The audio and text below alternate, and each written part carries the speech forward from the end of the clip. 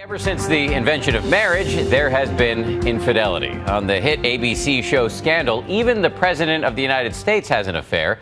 And this season, a new wrinkle. His wife is having one, too, which may be a case of art imitating life. Some studies show a dramatic spike of cheating among women in recent years. So what's driving wives to stray? And could a notorious website be playing a role? Here's ABC's Rebecca Jarvis. When women cheat, it's often considered a scandal.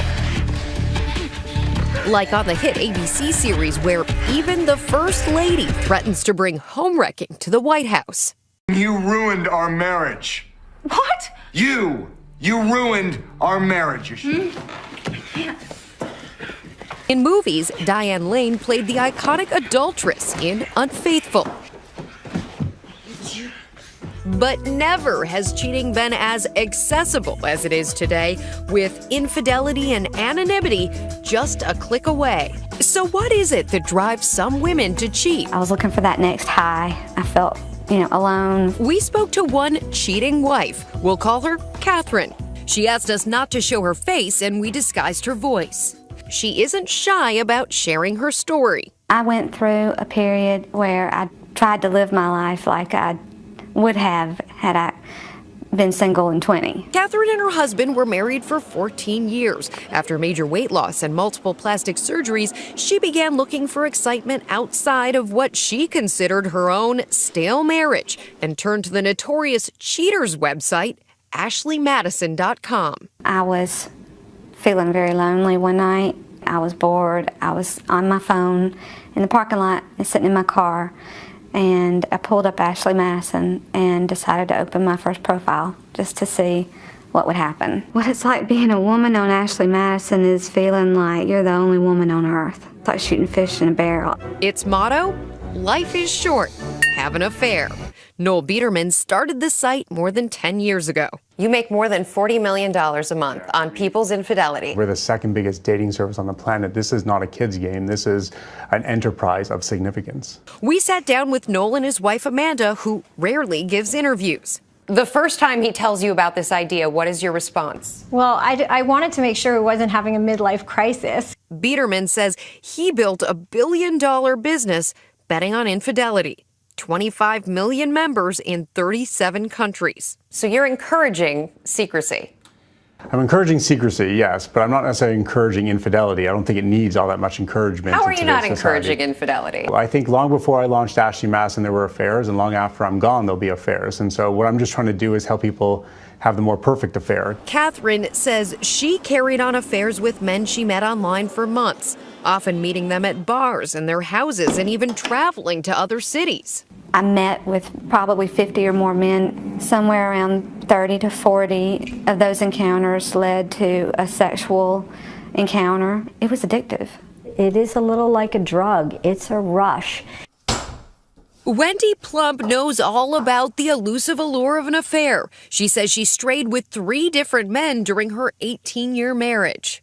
You remember what it's like when you fell in love with your spouse. It's like that when you have an affair all over again. But it turns out she wasn't the only one who cheated. We both let the marriage down, both of us. The veteran reporter used her ruinous marriage as the subject of her memoir, Vow. She and her husband are now divorced. I got many, many letters from women who had either had affairs or whose husbands had had affairs. This is a lot more common than I would have imagined. Some statistics show that 21% of married men have had an affair compared to 15% of married women. But that number for women has spiked in the last 2 decades, up nearly 40%. Wendy says that society still judges cheating wives much more harshly. Even the First Lady on Scandal. Women, when they cheat, are viewed as having cheated on the family. When men cheat, they cheat on their wife. According to data from AshleyMadison.com, a woman is more prone to cheat at certain stress points in her life, notably right before turning 40. That's what happened to Catherine. I wanted to be wanted. I wanted every man to think, I have got to have her. Women cheat because they believe that they're missing something. It seems like men cheat because they want to sleep with someone else. It's less an emotional thing. In both cases, the effects were devastating. Catherine's husband says he slowly began to suspect his wife's infidelity. He also didn't want us to show his face. The thought that she was cheating on me, it had crossed my mind. The late night meetings, they seemed unplanned. I got to be a little bit more suspicious. After Catherine confessed her affair, her husband said it left him crushed. Whatever vows we made, she said, I'm breaking them right here. Asked her, how dare she? I was furious with her. But he had his own secret. An affair started long before his wife ever turned to Ashley Madison. I felt in my soul that he was seeing someone else. I really don't have a good reason why I cheated. It was just something new and exciting. And I have no good reason why. Though his website markets infidelity, ironically, Noel Biederman says he and his wife Amanda are happily married and completely faithful. What if your husband cheated on you? I'd be devastated. Truth be told, I would be devastated. So does it not upset you then that he's encouraging that or enabling that for others? I don't see it as encouragement or enabling. It's going to happen. It happens regardless of the business. How would you feel if Amanda? Devastated, but I would never blame an inanimate object. If that happened, that's because somehow I wasn't feeling what she needed in the marriage. Ashley Madison essentially was suicide. When I went to bed with the first man I met on Ashley Madison, I knew that I was dying inside. Noel insists that his business does people more good than harm, that the threat of infidelity can be a marital wake-up call. So you've never looked yourself in the mirror and said, I am creating a platform that is enabling something that my own wife would leave me for. You see it differently than I do. I see it as a platform that helps people stay married. I help millions of people find contentment, passion, and happiness. I don't think infidelity helps any marriage. Okay? I think people should work through the problems before it gets to infidelity. Our goal is to rip you and your marriage apart and give you the tools that you need to fix them.